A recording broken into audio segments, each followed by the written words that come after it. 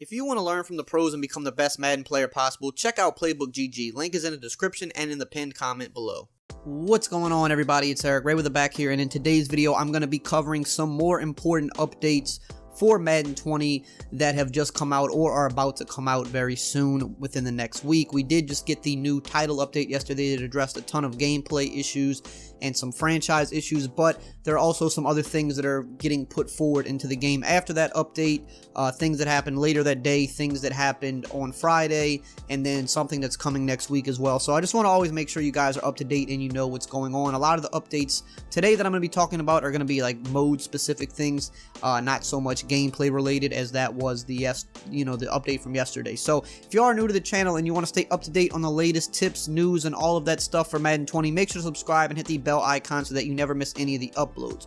So the first thing I want to talk about today is actually the roster update, which this was a pretty big roster update. You know, we get them every week on Thursday. The roster update came out shortly after the actual title update, but this roster update was a little bit more of a big deal. They put out a blog on it, as we have a couple players that are inching very close to the 99 overall club. And you know, this year when the game came out, there was a lot of speculation of why certain players were in the 99 overall club and certain players weren't.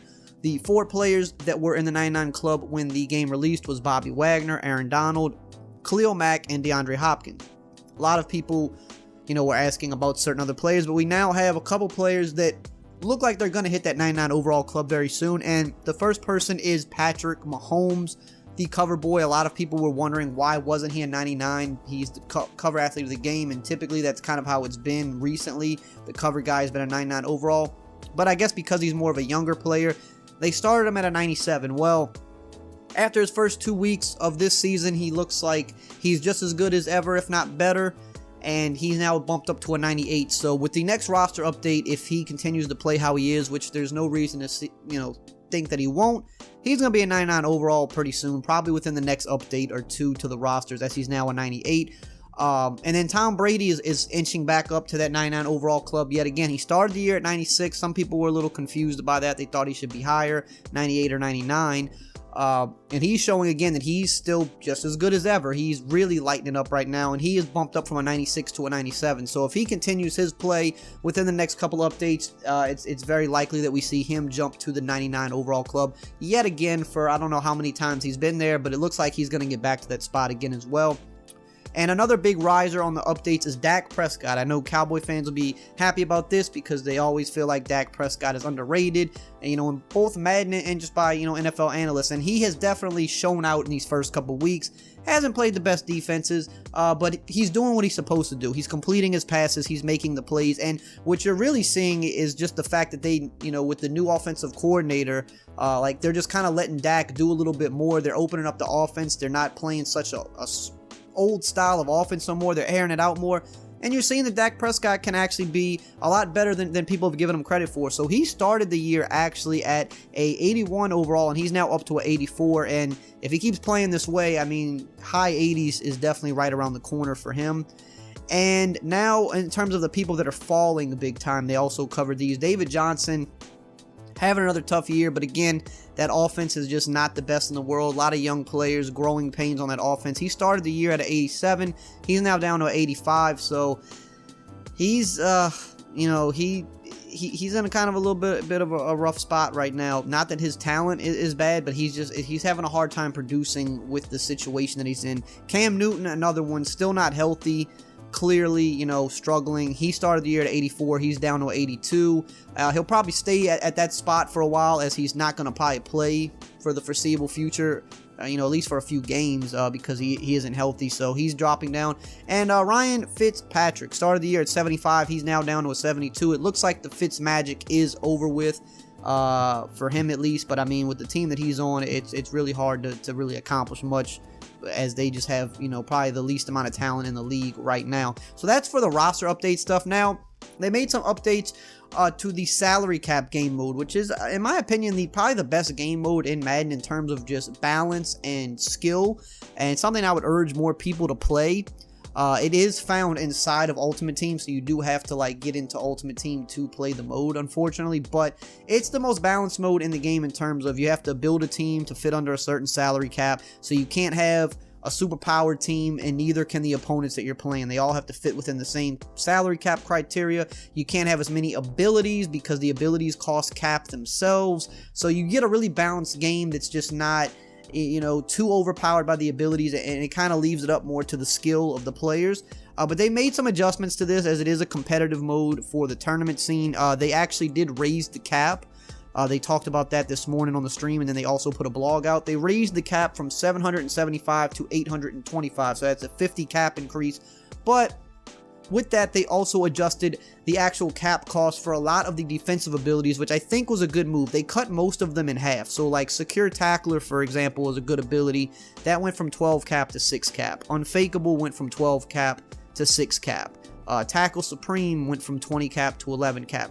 And here are some other ones. I'll just pop them up on the screen. But why this is a big deal is because we all know the running game is the most overpowered part of the game. The pursuit angles are not very good, and people were just kind of loading up in salary cap on their running backs and just saying, I'm going to put the best running back out there, put the abilities on them. And because you only can have so many good players on your defense based on the salary cap, it's going to be hard for you to tackle my guy. So what they did to kind of balance that out is say, we'll raise the cap up a little bit, but we're going to also lower the cap for some of these important defensive abilities that can help combat the great running backs and actually make those secure tackles and not get tackles broken as much. So I think that was actually a good kind of middle ground there. Because the problem with salary cap for most players was that they couldn't load up enough on their defense to counter what people wanted to do on offense, which was just run the ball with the best running backs. But they also, what they did was they decreased the cap for some of the gold players, because gold players are very, very important in the salary cap mode, because you need those budget players to fit under your salary cap. So they actually lowered some of those cap numbers for the gold players to kind of give you more budget options to use, to open it up a little bit more. So again, I think that was a really good fix to the mode. And I'll have the blog linked below if you want to read everything about it. But I think they definitely did. They're trying their best to balance the mode. I don't think they went too far one way or the other. I think they made sensible changes. So we'll just have to see how that works out. And then last but not least, another big update that rolled out today was the Series 2 update for Madden Ultimate Team. So if you're not an Ultimate Team fan, this isn't something that you're worried about, but Series 2 did begin today. They usually roll out a new series about every 5 to 6-ish weeks. And it's a really cool time because you get different things in the Ultimate Team mode. So the level cap has increased from 50 to 60, meaning there's a lot more rewards you can earn for just simply playing the game. You know, winning games, playing challenges, things like that. They have a new level master, which is Melvin Gordon, one of the best running backs in the game now. So definitely somebody you could get, again, for free, just grinding the game. You earn your competitive currency, and you can go purchase that player just by winning games and things like solo battles and weekend league and things of that nature. They also brought the gauntlet back.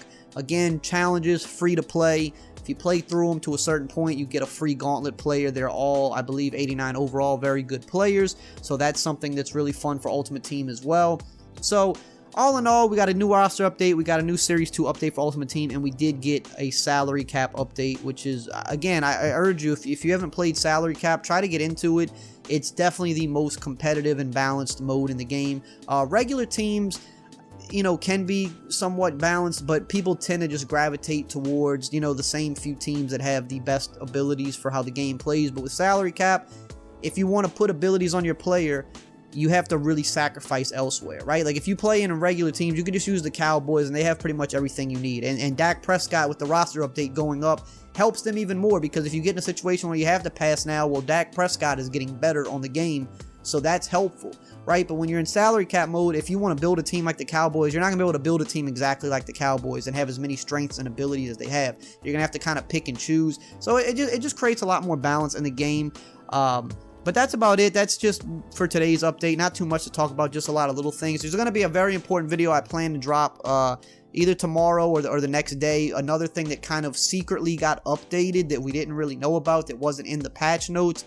With the previous title update, really big change to the game, something that I want to go more in depth on. So make sure your notifications on and you look out for that. That's going to be an important video coming within the next day or two. So hope you enjoyed this video, found it informative. If you did, as always, you know the drill. Just like, comment, subscribe, and I will see you guys next time.